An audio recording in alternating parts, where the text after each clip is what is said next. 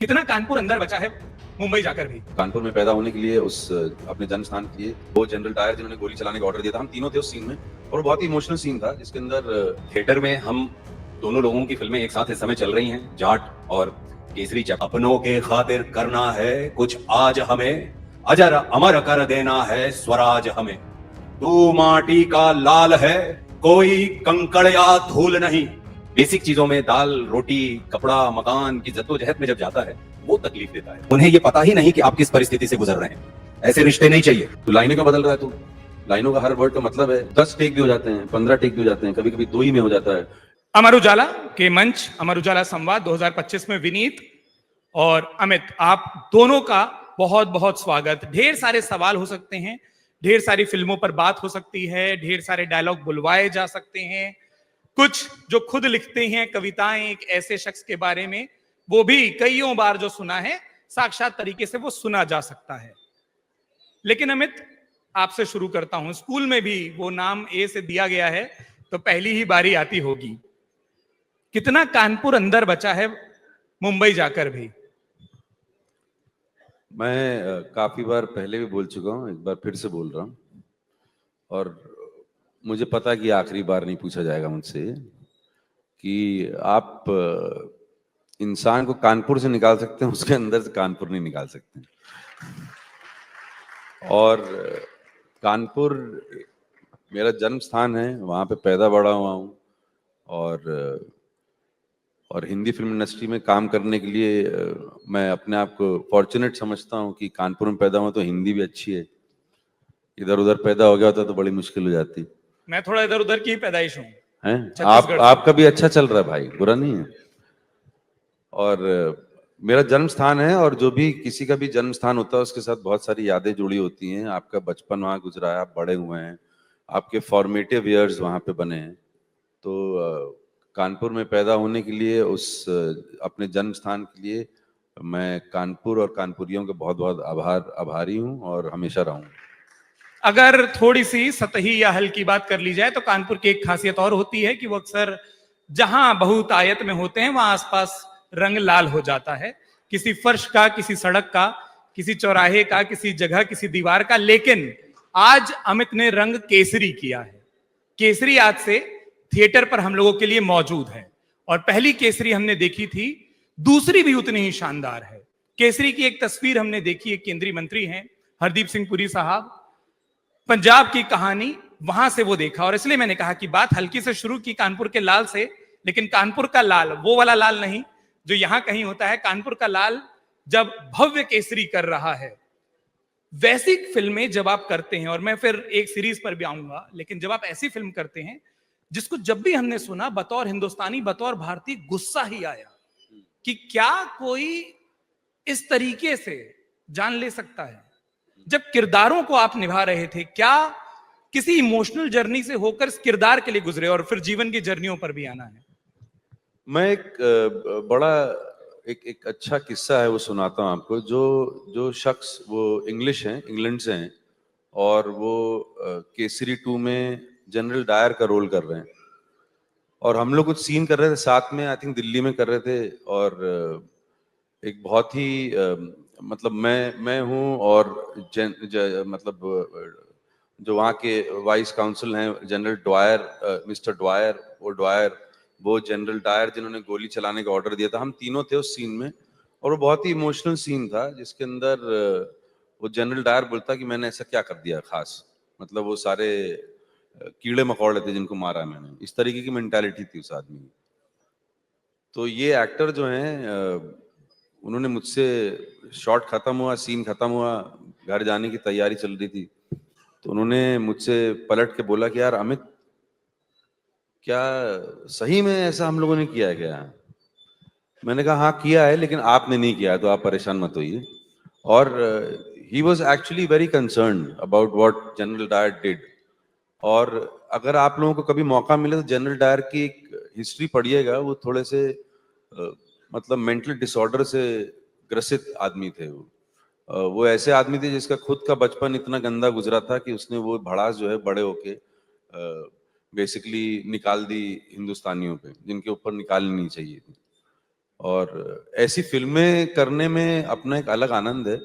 और क्या है कि हम सब आगे नदी की तरह बहते रहते हैं, पीछे मुड़ के देखना आसान नहीं होता है, लेकिन by the virtue of my profession कभी कभी ऐसे मौके आते हैं कि जैसे केसरी 2 करने को मिल गया या सावरकर करने को मिल गया, तो क्या है कि हमें भी हिस्ट्री का अपनी ज्ञान प्राप्त होता है।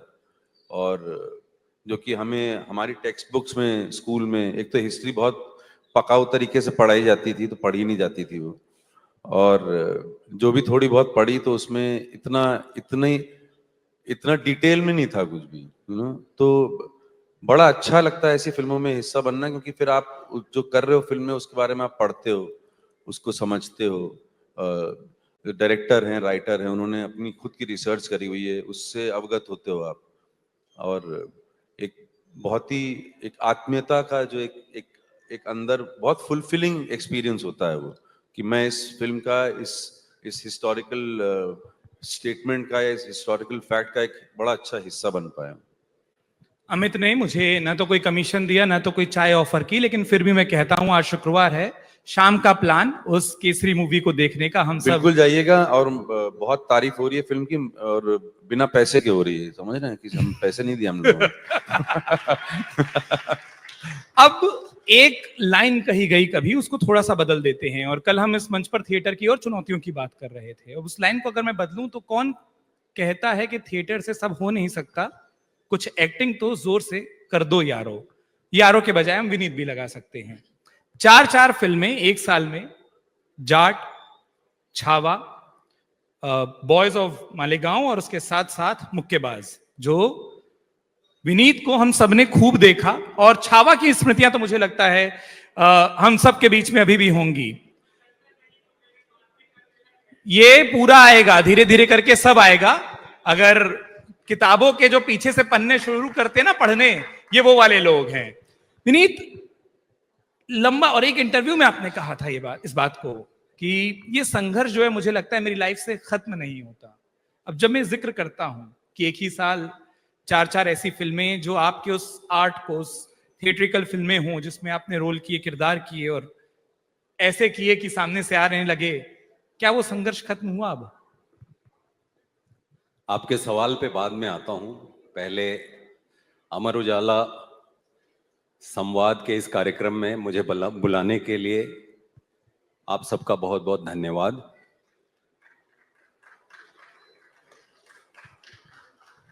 बहुत आसानी से लखनऊ ताली नहीं निकालता लगता है।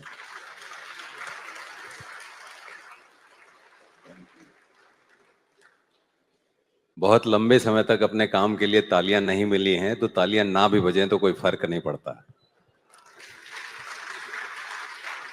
लखनऊ आना, उत्तर प्रदेश आना मेरे लिए ऐसा होता है घर आने जैसा है।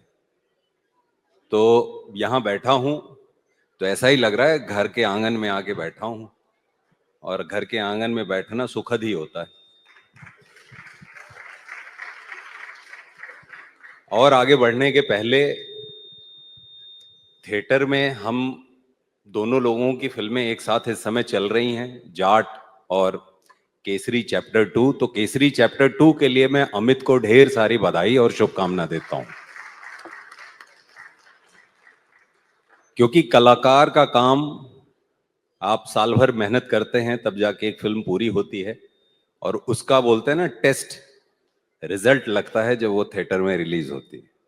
तो ये रिजल्ट का दौर है। आप लोग ये कार्यक्रम कर लें, उसके बाद वक्त निकाल के परिवार के साथ अमित की फिल्म देखने जरूर जाएं। अब आता हूं उत्कर्ष जी के उत्कर्ष जी हटा भरे परिचय के लिए धन्यवाद।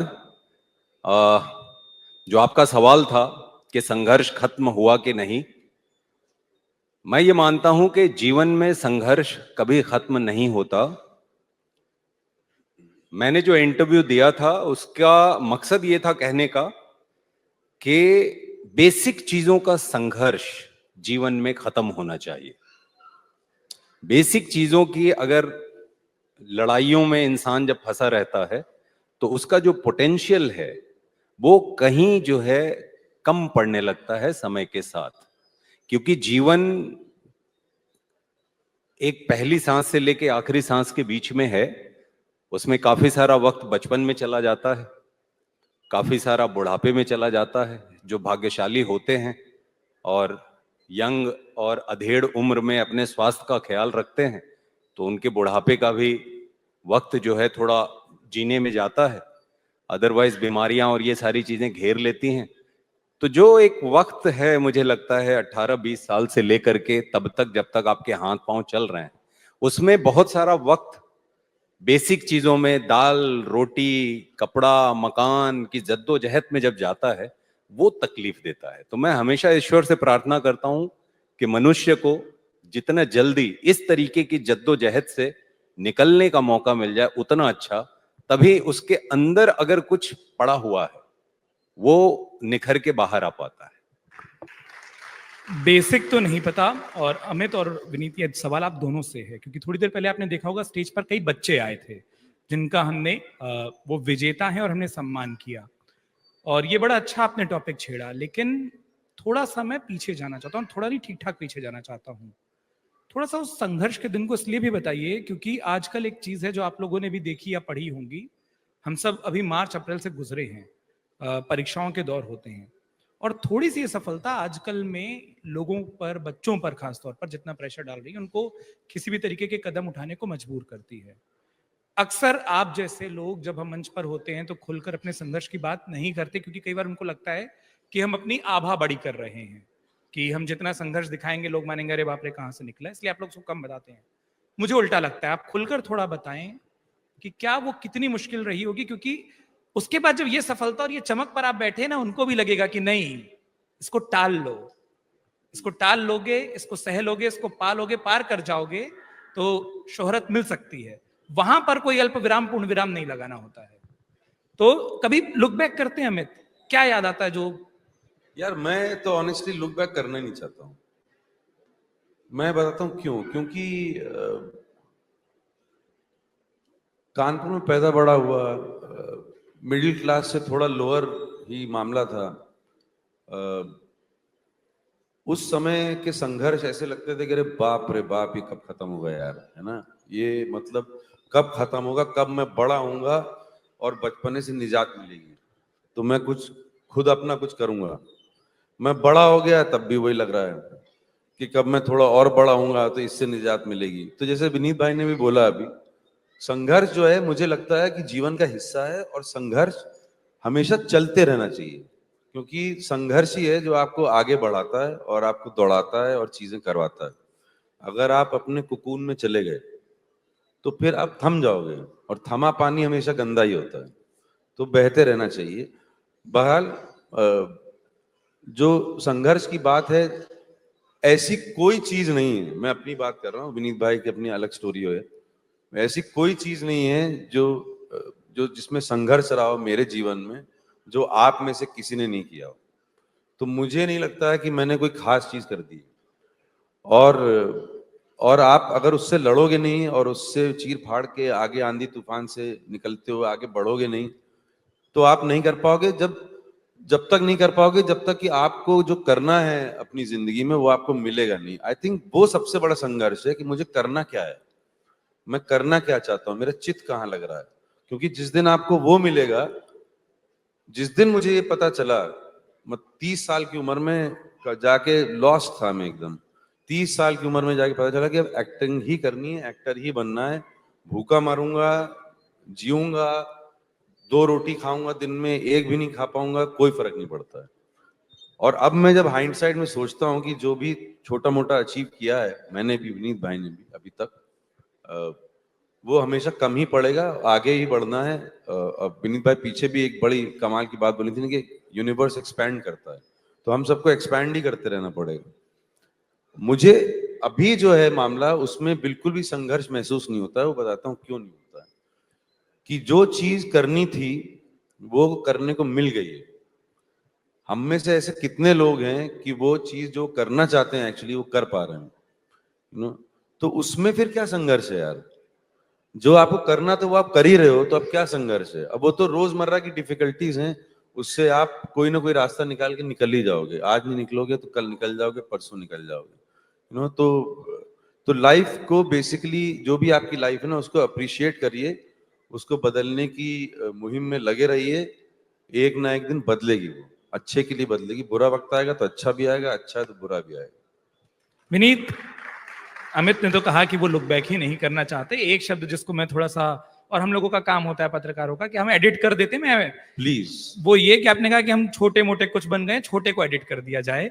अब जो प्यार हम लोग दे रहे हैं वो बड़ा भारी भरकम। मैं यूनिवर्स में अटका हुआ था भाई, इतना बड़ा यूनिवर्स है। मैं एक चीज आप लोगों को, सॉरी आउट ऑफ कॉन्टेक्स्ट बोल रहा हूँ, कि जब भी थोड़ा डाउन हो ना लाइफ में आप, तो यूनिवर्स और सोलर सिस्टम और गैलेक्सीज, इन पे ना डिस्कवरी पे जाके टीवी शो देखिएगा। तो उसमें ना वो जो समुंदर के पास की बालू का जो एक कण है ना, उतने भी नहीं है हम। तो इतना इंपॉर्टेंस मत दीजिए अपने आप को, है ना। मजे करिए लाइफ में, और संघर्ष को भी एंजॉय करिए। कुछ ना कुछ हो ही जाएगा लाइफ में। धीरे धीरे मेरे फेवरेट टॉपिक पर आ रहे हैं कि कानपुर का आदमी और मजे लिए बोल दिया, हम वहां पर भी आएंगे। विनीत, अमित ने जैसा कहा कि वो बहुत लुक बैक नहीं करना चाहते या नहीं करते, आप वो जैसे उन्होंने कहा कि वो बहुत पीछे पलट के नहीं देखना चाहते, क्या आप पीछे पलट के देखते हैं, कुछ याद करते हैं?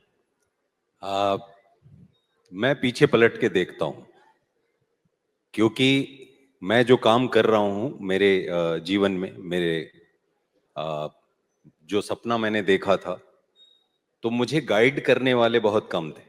परिवार में तो कोई नहीं था, मोहल्ले में भी कोई नहीं था, जान पहचान में भी कोई नहीं था।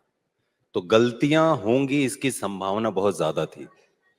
तो अब मेरे पास एक ही रास्ता था कि मैं मुड़ मुड़ के देख, वो गाना है ना, मुड़ मुड़ के ना देख, मुड़ मुड़ के, अपना एकदम उल्टा है, मुड़ मुड़ के देख, मुड़ मुड़ के, ताकि पता चले कि पिछले 3 महीने में मैंने क्या गलती की, पिछले 6 महीने में ऐसा क्या हुआ कि मेरे जीवन में आज ग्रोथ नहीं हो रही। तो मैं अगेन एंड अगेन रिविजिट करता हूं, और उसकी वजह से मुझे बहुत फायदा हुआ। और जो संघर्ष की चीज है, एक वक्त था, बचपन से कंडीशनिंग रही है परिवारों में कि आपकी जो कमियां हैं उसे छुपाइए। अगर मोजा फटा है आपका, तो उस मोजे को बच्चा बचपन से ही उस अंगूठे को अंदर खींच के रखता है कि लोग देख ना लें।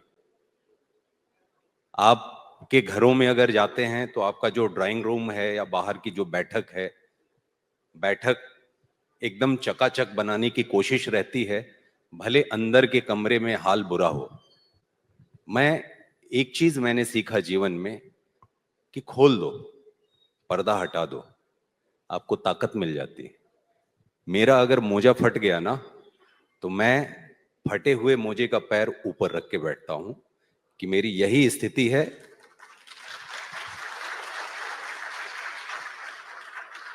मेरी यही स्थिति है। अगर मेरी ये कोट यहां से फटी है ना, तो मैं ऐसा हूं, देख लो ये फटा है, कपड़ा फटा है, मैं नहीं फटा हूं। और मैं हमेशा हर बच्चे को, हर माँ बाप को, जीवन में क्या है ना, समाज की जो चीजें हम पे थोप दी जाती हैं, उसमें आपका आधा जीवन चला जाता है उसको निभाने के चक्करों में। इसलिए मैंने शादी की थी, 14 लोग गए थे, 14 लोग, क्योंकि अपनी शादी का आर्थिक दबाव लेके अपने जीवन के संघर्षों में 5 और साल मुझे ऐड नहीं करना था। मैं हर बाप को, हर मां को अपने जीवन का ये टुकड़ा इसलिए शेयर करता हूं कि अगर कुछ कार्ड कम छपेंगे तो आपकी मोहब्बत कम नहीं हो जाती। अगर कुछ प्लेट खाना कम लगेगा तो आपका दिल छोटा नहीं हो जाता। उन्हें सोचने की जरूरत है जो कुछ कम प्लेट या कार्ड न आने की वजह से, सपरिवार निमंत्रण न आ पाने की वजह से आप पे उंगली उठा रहे हैं। उन्हें यह पता ही नहीं कि आप किस परिस्थिति से गुजर रहे हैं। ऐसे रिश्ते नहीं चाहिए। तो अगर आपके घर में कुछ कम है तो उसे शेयर करिए। ऐसा समाज बनाइए कि समाज उस कमी को छोटे और बड़े की दृष्टि से देखना बंद करे। ताकि कोई बाप, कोई पिता, कोई माँ, कोई बड़ा भाई जो घर की जिम्मेदारी उठा रहा है वो जिम्मेदारियों के साथ साथ कुंठा के साथ तो ना जिए। तो मैं ये मानता हूं कि अगर कुछ कम है तो शेयर करिए, बता दीजिए। और मैंने खुल के ही बोला है अपने इंटरव्यूज में, बहुत वक्त ऐसा आया पैसे नहीं हुआ करते थे। पैसे नहीं है, पैसा एक नंबर है, एक व्यवस्था है। मैं कम नहीं हूं, मेरे अंदर का दम कम नहीं है, सांस पूरी ले रहा हूं।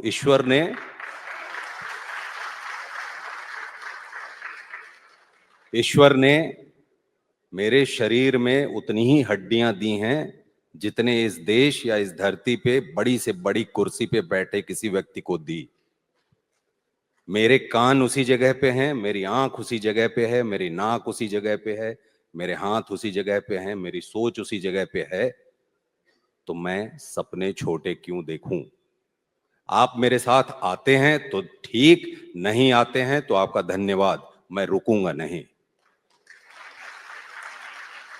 इसी तेवर को लेके चलता रहा और चलते चलते हो गया। अभी जैसे उत्कर्ष जी ने बोला 23-24 साल हो गए मुंबई में।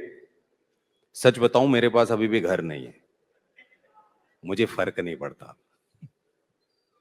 ठीक, हाँ, जिनकी जिम्मेदारियां हैं उसके लिए काम कर रहा हूं ताकि एक छत मेरी हो, क्योंकि ये बेसिक चीजें हैं, ये सबके पास होना चाहिए, तभी तो आप कुछ और बेहतर तरफ बढ़ पाएंगे। तो मुझे ये कहने में कोई शर्म वर्म नहीं आती, इसलिए नहीं आती क्योंकि मैंने अपनी कला को इतना सींचा है, इतना सींचा है कि आप जब जब जाके मुझे पर्दे पे देखोगे तब तब एहसास होगा क्या कमाल का एक्टर है। और ये एहसास आप लगातार हमें दिलवा रहे हैं। अमित, थोड़ा सा मूड चेंज करते हैं। कानपुर के आदमी की एक बड़ी खासियत होती है, वो ये कि मतलब मैं जब पहली बार गया तो समझ आया कि रेड लाइट जैसी चीज मन का वहम है। हमको रेड लाइट जैसी चीज मन का वहम होती है। वहां किसी चौराहे पर लाल बत्ती मन का वहम है। हमको निकलना होगा तो हम हरे में भी नहीं निकलेंगे और निकलना होगा तो हम लाल में भी निकलेंगे। तो ये जो मिजाज, और आपने कहा ना कानपुर नहीं छोड़ सकता किसी को, कभी ऐसा लगा कि कोई प्रोजेक्ट पर काम कर रहे हैं, शूट पर हैं, यार ये क्या बता रहा है मुझे? मत नाम लीजिएगा, थोड़ा किस्सा बता दीजिएगा, क्योंकि नाम पर ही सारा सेंसर आता है। मैं हूं ना बैठा देखो, रोज होता है ये यार, ये किसी भी काम में होगा, किसी भी काम में होगा, हमारे काम में भी होता है, बहुत बार होता है। और कभी कभी दूसरे की बात सही निकलती है, कभी कभी हमारी बात सही निकलती है, मैं हमेशा मानता हूं कि अपना जो क्रिएटिव कोलैबोरेशन है फिल्म मेकिंग का, एक्टिंग करने का, उसमें बहुत सारे डिपार्टमेंट हैं, और वो सारे डिपार्टमेंट अगर साथ में एक सिनर्जी नहीं बनाएंगे, एक तरीके का साथ में मिलके बुत नहीं खड़ा करेंगे, उसके अंदर नक्काशी वाले की भी उतनी जरूरत है जितने की पेंटर की जरूरत है, जितने की उसके ऊपर लाइट लगाने की जरूरत है। तो ये सारे लोग बहुत इंपॉर्टेंट हैं और ये कोलैबोरेटिव चीज है, ये जैसे कि हर चीज कोलैबोरेटिव है, तो ये सारी चीजें होती हैं। लेकिन थोड़ा सा एक मजाकिया इसको बताने के लिए मैं आपको एक किस्सा बता देता हूँ। जब कुछ काम वाम नहीं होता था तो एक तो मुझे ऑडिशन देने में बड़ी कोफ्त आती थी। मुझे हमेशा लगता था कि क्या ले रहा है ऑडिशन, कि 2 लाइन बता के तुम मुझसे पूरा कैरेक्टर कैसे करवा सकते हो, बट देना पड़ता था। तो एक दिन मैं गया किसी एड का ऑडिशन देने के लिए और मैंने कुछ लाइनें वाइनें बोली, करा, मुझे अच्छा नहीं लगा, मुझे लगा कि मैं इससे ज्यादा बेटर कर सकता हूँ। तो मैंने बोला मैं एक और जो है देना चाहता हूँ ऑडिशन। तो उसने बोला कि अब क्या कर लोगे तुम? मैंने कहा अब क्या कर लोगे, मतलब कुछ और करेंगे भाई, ट्राई करेंगे कुछ। तब मुझे ऐसा लगा कि भाई ये जो ऑडिशन ले रहे हैं ना, ये बीमारी काट रहे हैं, ये टाइम पास करने आए हैं यहाँ पे, इनको कोई लेना देना नहीं है। वो जो तुम्हारे अंदर क्रिएटिविटी घूम रही है ना, इनको उससे कोई सरोकार नहीं है, ना कोई लेना देना है। ये अपना घंटे गिनने आए हैं यहाँ पे, 8 घंटे में स्टूडियो का किराया पूरा हो जाएगा और इनको यहाँ से पैकअप करके जाना है, क्योंकि ये जो कैमरा भी लेके आए ना वो भी किराए पे लाए हैं ये। तो इस तरीके की बहुत चीजें हुई हैं। और पहले पहले जब थोड़ी जवानी ज्यादा थी, वैसे तो अभी भी जवान हूं, लेकिन जब जवानी ज्यादा थी तो बहुत गुस्सा आता था, लड़ाई झगड़े भी हो जाते थे, कभी कभी गाली गलौज भी हो जाती थी। अब वो मातृभाषा है, वो निकल ही जाती है कभी कभी। तो अब जो है तरस आने लगता है।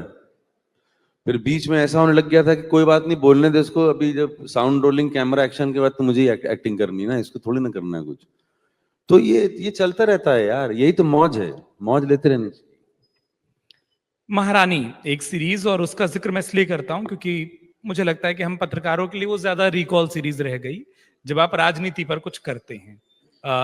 और आप लोग अपने किरदारों से हमें गलत भी साबित करते हैं कि रिकॉल सिर्फ राजनीतिक मुद्दों पर नहीं हो सकता। जब वो आप पूरी सीरीज कर रहे थे, मैं उसको जितनी बार देखा, और चूंकि मैं बिहार का नहीं हूं लेकिन बिहार की राजनीति को बतौर पत्रकार समझता हूं, मुझे आपके किरदार में किरदार दिखाई दे रहा था।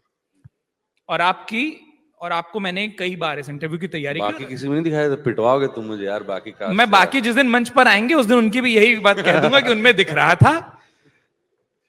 आप में मुझे किरदार जो दिख रहा था क्या, और क्योंकि मैं इसलिए पूछ रहा हूं अमित, क्योंकि मैंने आपको बाकी इंटरव्यू पर भी जब भी देखा, सुना या पढ़ा है, आप उन सोशल चीजों से अवेयर रहते हैं, आसपास जो घट रहा है उसके बारे में पता है। क्या आपको ऐसा लगा कि आपका किरदार रिलेट हो रहा है, और अगर वो लगने लगता है तो उस जैसा कर दूं क्योंकि लोगों को भी वही लगेगा, या उससे अलग ही रहूं? ये क्या होता है? यार मैं बहुत बार पहले ही बोल चुका हूं, मैं फिर से बोलता हूँ, मेरी तो जो लाइफ चल रही है वो है जादुई जिंदगी, मैजिकल लाइफ है। अभी क्या है, मैंने जितने भी काम किए हैं और जितने भी काम जिन लोगों के साथ किए हैं, वो लोग मुझसे बहुत ज्यादा इंटेलिजेंट, एजुकेटेड और वेल इन्फॉर्म्ड लोग थे।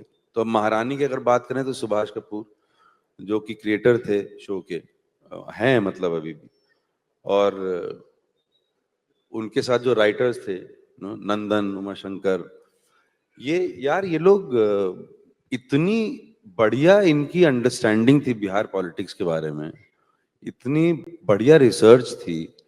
इन लोगों को एक एक चीज पता थी कि बिहार की पॉलिटिक्स में क्या चलता है, क्या नहीं चलता है, कैसे होता है, कैसे नहीं होता है। तो मैंने पूछा था इनफैक्ट कि मैं किसी एक्टिव पॉलिटिशियन पे या पास्ट पॉलिटिशियन पे इसको बेस करूं क्या अपने काम को। तो मुझे सुभाष भाई ने सिर्फ एक ही बात बोली थी कि तुम अपनी तरह से करो, और वो मैंने उसको थोड़ा सा सीरियसली कम लिया, क्योंकि मैं उन दिनों बहुत काम कर रहा था। तो मुझे लगा हाँ ठीक है, फिर ये तो हो जाएगा ना, मतलब ये भी जमतारा में भी पॉलिटिशियन बन गया, इसमें बन गया, थोड़ा बहुत इधर उधर दाएं बाएं करके चेपा चेपी करके ये भी निकाल लूंगा और कर लूंगा यार, हो जाएगा। तो पहले दिन पहुंचा मैं, उन्होंने बहुत ही डिफिकल्ट सीन दिया, और मेरी थोड़ी सी आदत है कि लाइनों को अपना बनाने की, अपने तरीके से बोल देने की, थोड़ा हेर फेर कर देने की, इधर से उधर कर देने की, कि मतलब फ्रेमवर्क में रहूं, मामला वही जाए जो जाना चाहिए, लेकिन अपना बना पाऊं उसको। वो आई थिंक बहुत सारे एक्टर्स वही करते हैं, वो अपनी ईज के लिए। और अब मैंने कुछ भाषणबाजी चालू करी और सुभाष भाई बोलते हैं नहीं फिर से करो, फिर मैंने किया नहीं फिर से करो, तो लाइनें क्यों बदल रहा है तू, लाइनों का हर वर्ड का मतलब है। तो बहुत समय के बाद क्या हुआ, एक वो जो जिस चीज को मैं फॉर ग्रांटेड ले रहा था रोल को, वो बहुत इंपॉर्टेंट हो गई मेरे लिए। और क्योंकि मुझे एक बॉक्स में डाल दिया गया कि इस बॉक्स की दीवारों पे सिर मारता रहे, इससे बाहर नहीं निकल सकता, इस फ्रेमवर्क में ही काम करना है, और हर लाइन को पिरो पिरो के लिखा गया है और वैसे ही समझ के बोल उसको। तब मुझे समझ में आया कि यार एक नई कुछ तो दरवाजा खिड़की खुली अंदर से एज एन एक्टर, कि अरे हाँ ये भी एक चैलेंज है। सारा टाइम क्या है कि मैं गया अपना कर दिया, लोगों ने ताली बजाई, मेरा भी सिर जो है वैसा हो गया कि हाँ तो मैं कर ही लेता हूँ, निकल जाएगा काम। बट ये वो काम नहीं था, क्योंकि एक पॉलिटिकल लैंग्वेज थी उसके अंदर जिस तरीके के संवाद लिखे गए थे, उस हर चीज का मीनिंग था, और वो एक प्ले था हर कैरेक्टर के साथ, तो महारानी पर से में बहुत अच्छी खासी मेंटल मेहनत करनी पड़ी मुझे करने में उसको। आपने बताया आप लाइनों में थोड़ा हेर फेर करते हैं, और अमूमन एक्टर ऐसे करते हैं। विनीत पर आ जाते हैं जो लाइनें पूरी खुद ही लिखने पर ज्यादा यकीन करते हैं, और सिर्फ लाइनें ही नहीं, पूरी की पूरी स्क्रिप्ट लिखने पर यकीन करते हैं। बड़ा अजीब शहर है साहब लखनऊ, मैं लखनऊ का भी नहीं हूं। तो कुछ दिन पहले आईपीएल का एक मैच हुआ यहाँ, चेन्नई और लखनऊ का मैच। पूरा लखनऊ चेन्नई को देखने गया कि हमारी टीम हार जाए और चेन्नई जीत जाए। और आप जिसके बारे में खूब गजब लिखते हैं, अतिथि देवो भव का भाव ज्यादा है। एक ही टीम के लिए आता है, बाकी और टीमों में किसी ने अतिथि नहीं बनाए, सब लखनवी वापस लखनवी बन गए। ये मैं इसलिए बोल रहा हूं क्योंकि एक बड़ी खूबसूरत सी चीज लिखी और वो इस वक्त इतनी मौजू है, आपने कई बार उसको लिखा पढ़ा है, आप इशारा समझ चुके हैं कि वो किनके लिए है। अगर इस लाइव ऑडियंस के सामने सुनाए, क्योंकि ये ऑडियंस भी सारी उन्हीं को देखने गई थी जिनके आप भी फैन हैं, और मौजू इसलिए है क्योंकि हर दिन उनके बारे में सवाल खूब आ रहे हैं। तो जो लोग महेंद्र सिंह धोनी के बारे में तमाम तरीके के सवाल और उनको क्रिकेट सिखाने की इन दिनों कोशिश कर रहे हैं, विनीत से सुनिए। और वो मैं वहां से शुरू कर रहा हूं कि जब ये खुद लिखते हैं तो इनके कलम और उसके बाद उनके कंठ की ताकत क्या है। मैं ये मानता हूं कि मैं कुछ नहीं लिखता, मैं एक माध्यम हूं, और जिस भी फ्रीक्वेंसी पे वाइब्रेट कर रहा होता हूं, यूनिवर्स उस फ्रीक्वेंसी पे कुछ डाउनलोड कर देता है। हम यहाँ बैठे हैं, मैं बोल रहा हूं, आप तक आवाज पहुंच रही है, लेकिन इस हॉल में अभी इसी समय अगर 98.3 FM लगा दें तो कुछ बजने लगेगा। तो there are so many frequencies right now here in this hall.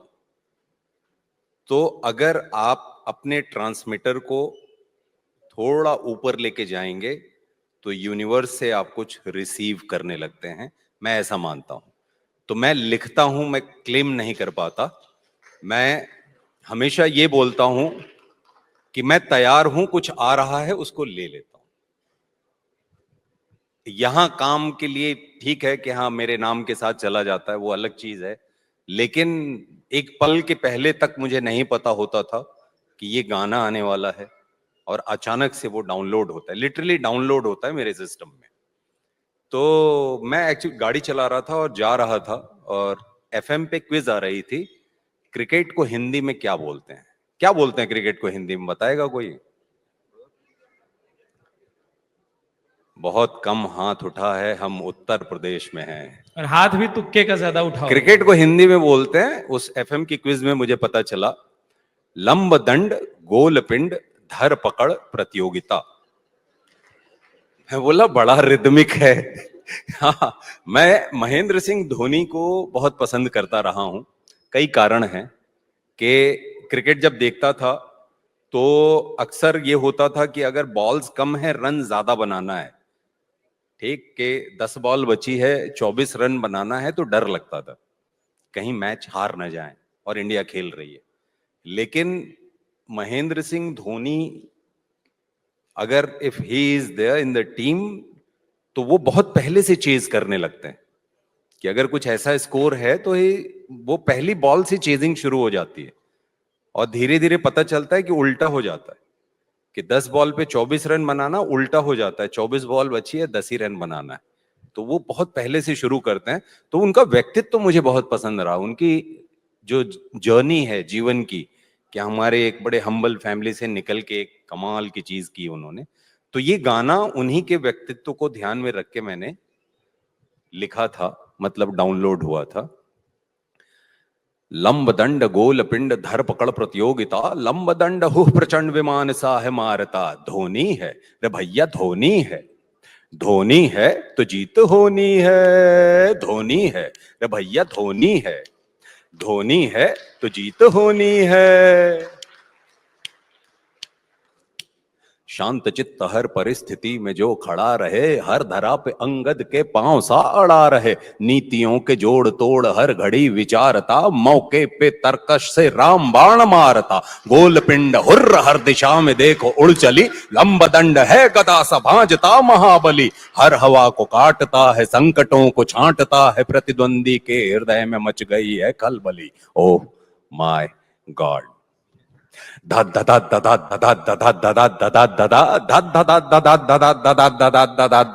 Dhoni है रे भैया धोनी है, धोनी है तो जीत होनी है, धोनी है रे भैया धोनी है,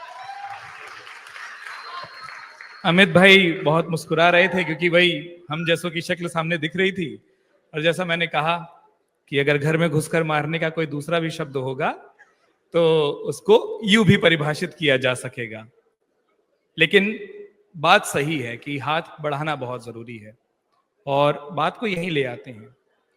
अक्सर हम लोग जब भी आप जैसे प्रख्यात अभिनेताओं से, अभिनेत्रियों से बात करते हैं तो हम पूछते हैं कि क्या कुछ है आने वाला है। अमित भाई, कोई एक ऐसी डिलीवरी, कोई एक ऐसा डायलॉग, कोई एक ऐसा परफॉर्मेंस एक्ट जो उस वक्त करना बहुत मुश्किल रहा किसी भी कारण से, कभी तबीयत, कभी इमोशनल रीजन होता है, और लेकिन आप सब प्रोफेशनल हैं, आप परफॉर्म करते हैं, वो चीज नहीं निकल रही थी लेकिन वो निकालनी पड़ी। जरा वो बताएंगे कि कौन सी ऐसी चीज रही थी कि परफॉर्मेंस तो हमको दिखेगी, आज पीछे की कहानी आ जाए कि ये कितना। मैं इसमें एक ही बात उजागर करना चाहूंगा, वो ये है कि एक तो हमारे काम में एक एक लाइन है जो बड़ी प्रचलित रहती है हमेशा, उसके ऊपर तालियां भी पड़ती हैं, जो कि मुझे लगता है कि मुझे मासूम लगते हैं वो लोग जो इन बातों पे ताली बजाते हैं कि क्या एक्टर है यार, वन टेक एक्टर है ये, एक टेक में कर देता है सब कुछ। तो मैं आप लोगों को ये बता दूं कि वन टेक एक्टर कुछ नहीं होता है। वन टेक एक्टर जो है वो यूजुअली एक्टर होते नहीं हैं। तो वो आते हैं और अपनी लाइन बोलते हैं, उनका एक ही मीटर होता है, उसमें बोलते हैं, आगे चले जाते हैं। मुझे मेरे काम में तब तक वो लाइनें बार बार बोलने का मन है जब तक कि वो लाइन जो है आपकी ना हो जाए, और जिस इंसान ने वो लाइन लिखी है, जिसकी आप लिखी हुई लाइनें या जिसका जिसका जीवन आप दिखा रहे हो ऑडियंस को, वो जब तक सत्य ना हो जाए आपके लिए। और उसमें कभी कभी 10 टेक भी हो जाते हैं, 15 टेक भी हो जाते हैं, कभी कभी 2 ही में हो जाता है। एक में अगर हो जाता है तो लगता ही नहीं ऐसा कि अच्छा किया है, तो और करना पड़ता है। फिर बाद में डिसाइड होता है या पता चलता है कि नहीं, वो पहली वाली ही ठीक थी। तो बहुत ही रिस्पॉन्सिबल मानता हूं मैं अपने प्रोफेशन को और अपने काम को, बहुत पायस मानता हूं, और उसमें मजाक नहीं करता बिल्कुल भी।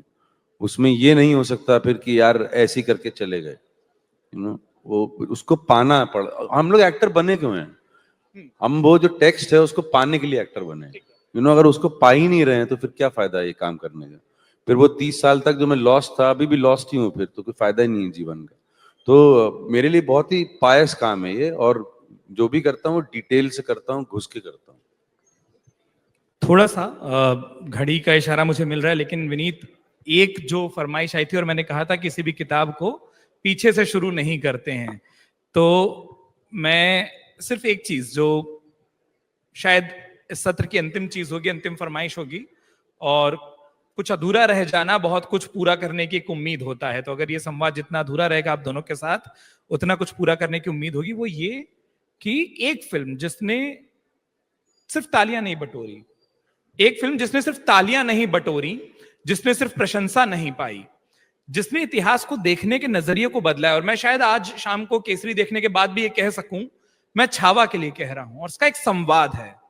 और वो संवाद जिन परिस्थितियों में कहा गया और जिस तरीके से आप सभी ने, आपकी पूरी टीम ने उसको चित्रित किया, सच में हमें अपनी संस्कृति पर गर्व होना चाहिए। विनीत, आपने उसको दिखाया, इसके लिए आपको उसका धन्यवाद।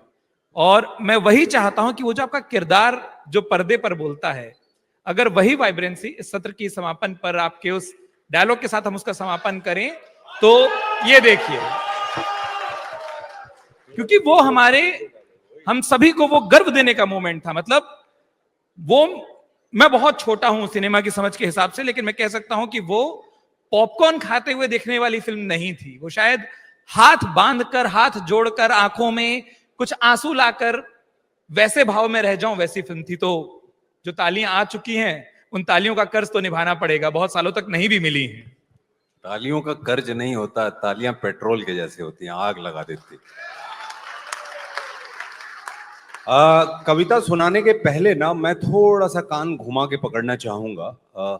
हमारा जो टॉपिक है एक बार आप बताएं उत्कर्ष जी, जिसपे हमारी चर्चा हो रही है। हम लोग काफी पहले से भटके हुए हैं उससे, क्या है हमारा जो विषय है? विषय हमने रखा था सिनेमा का बदलता दौर, और आंखों में मुझे लग रहा था कि जो मैं पूछ रहा हूं वो ज्यादा ठीक है। हाँ, काफी सारी चीजें हमने बोली, सिनेमा का बदलता दौर। अब मैं छावा को जोड़ूंगा आज के वक्त से। मैं ऐसे चीजों को देखता हूं कि आज के वक्त में सिनेमा में महिलाओं का योगदान बढ़ा है। उसकी वजह से एक बहुत अलग तरह का पर्सपेक्टिव आता है समाज में भी। जब महिलाओं का योगदान बढ़ता है तो उसका क्या असर पड़ेगा उसको भी मैं जोड़ता हूं। अभी जैसे मैंने एक फिल्म की सुपर बॉयज ऑफ मालेगांव, तो उसकी डायरेक्टर रीमा कागती हैं और जोया अख्तर उसकी प्रोड्यूसर हैं, और उन दोनों लोगों का कंट्रीब्यूशन बहुत बड़ा है। बहुत सारी महिलाएं आज की डेट में बड़े बड़े चेयर्स पे बैठी हैं, बिकॉज सी हम पुरुषों के चश्मे से समाज को देखते हैं तो बहुत कुछ छूट जाता है जो महिलाओं के चश्मे से दिख सकता था।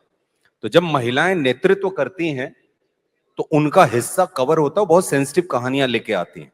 अब मैं इसको छावा से कैसे जोड़ रहा हूं कि छत्रपति संभाजी महाराज के पिताजी छत्रपति शिवाजी महाराज की मां का इतना बड़ा योगदान है। छत्रपति शिवाजी महाराज को जो विचार दिए, बहुत सारी चीजें उन्होंने दी। तो एक मां के योगदान से एक बच्चा कैसे इतना बड़ा एक ऐसी सोच को समाज के सामने लाके रख पाता है। इसलिए महिलाओं का योगदान बहुत जरूरी है। तो मैं हर किसी को यही बोलूंगा, आप जहां भी हैं, जिस भी जगह पे हैं, अगर आपके आसपास कोई महिला नहीं है तो समझिए कि वो जगह आपकी कुछ ऐसी है कि कुछ छूट गया है। तो अगर आप कोशिश कर सकते हैं तो वह अपने डिपार्टमेंट में जहां भी हैं थोड़ा प्रयास करिए, क्योंकि महिलाएं कहीं राह देख रही हैं कि कोई जगह बने, और उनको जब जब जगह मिली है उन्होंने साबित किया है। आज मैं यहां हूं, मेरी मां का योगदान रहा है। तो छत्रपति संभाजी महाराज के एक दो जनरेशन पहले जाएंगे तो मां का योगदान जो था वो कहीं ना कहीं उनके रगों में दौड़ रहा था। तो वो जो संवाद है कवि कलश जी और छत्रपति संभाजी महाराज के बीच में, ये शुरू करने के पहले एक सवाल है आप लोगों से। आप में से किस किस को छावा देखने के पहले ये बात पता थी कि कवि कलश जी उत्तर प्रदेश के उन्नाव से थे? हाथ उठाएं। मेरी मोजे वाली बात याद रखिएगा, कोई शर्म नहीं आनी चाहिए। अब देख लीजिए अपने चारों तरफ, इतना बड़ा योगदान मराठा साम्राज्य में कवि कलश जी का जो उन्नाव से थे, हमें और आपको नहीं पता है। तो बहुत सारी चीजें हमारे इतिहास में कहीं ना कहीं ऐसी हैं जो शायद हमें जानने की जरूरत है। अब मैं आता हूं संवाद पे। ये तो वो था कि मैं आईना दिखा देता हूं, खुद को भी दिखा लेता हूं, और इसमें कोई गलती नहीं है। जीवन के आपाधापी भाग दौड़ में जिंदगी ऐसी चली कि हम जान नहीं पाए कवि कलश जी को, जबकि वो यहां से ही थे। आज महाराष्ट्र के हर घर का दरवाजा मेरे लिए खुला हुआ है। इतना प्यार करते हैं लोग वहां छावा के बाद। जब वो सीन की कविता पे आ जाता हूं, दो कविता सुनाता हूं। किस किसने फिल्म देखी छावा? तो एक बार जरा कुछ जोर से कुछ बोल दीजिए। हरा हरा महादेव। हाथी घोड़े तोप तलवारें, फौज तो तेरी सारी है, पर जंजीर में जकड़ा राजा मेरा अब भी सब पे भारी है। ओम नमः पार्वती पतये हरा हरा महादेव। अब वो कविता पे आता हूं जो आखिरी है। मन के जीते जीत है, मन के हारे हार, हार गए जो बिन लड़े उन पर है धिक्कार, उन पर है धिक्कार जो देखे ना सपना, सपनों का अधिकार असल अधिकार है अपना, अपनों के खातिर करना है कुछ आज हमें, अजर अमर कर देना है स्वराज हमें। तू माटी का लाल है, कोई कंकड़ या धूल नहीं, तू समय बदल के रख देगा, इतिहास लिखेगा भूल नहीं।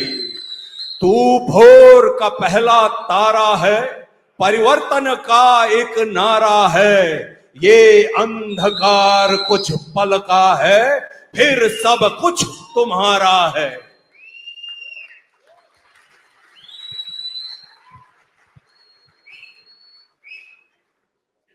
ये कविताई अब खत्म हुई महाराज, हमने कहा था हम नमक हैं, जा रहे हैं आपके शत्रुओं की चोट पर लगने।